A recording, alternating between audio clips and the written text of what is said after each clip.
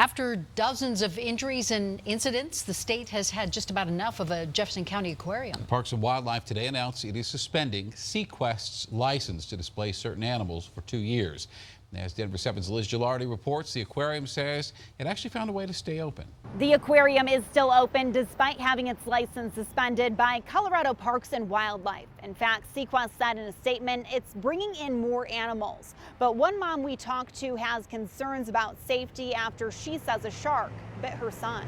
Ever since last summer, we've been investigating complaints about SeaQuest. The people walking around don't really seem to know much. They're just carrying the animals for you to pet. Complaints which led to a state investigation.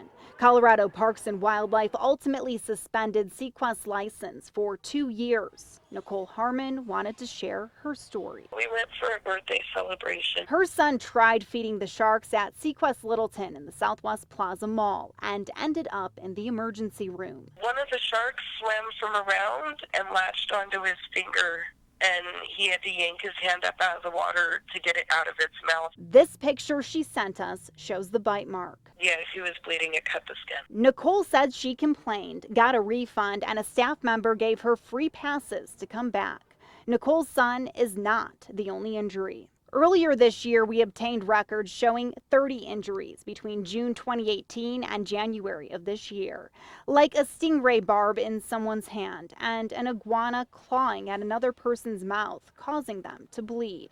It's enough to make the state take action, but Colorado Parks and Wildlife only regulates certain animals at the aquarium. Your fish species, trout, some of your bird species, mammals like a sloth as an example. Those are some of the species that we regulate. Meaning other animals can stay. SeaQuest said in a statement, losing the license only impacted a few exhibits that didn't involve guest interaction. And since the change, they're bringing in more animals that guests can touch, see, and feed.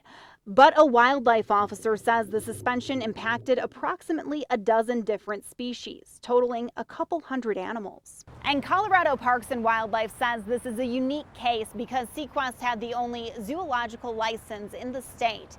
As for what happens to the animals, SeaQuest could transport them to another state if that state allows it.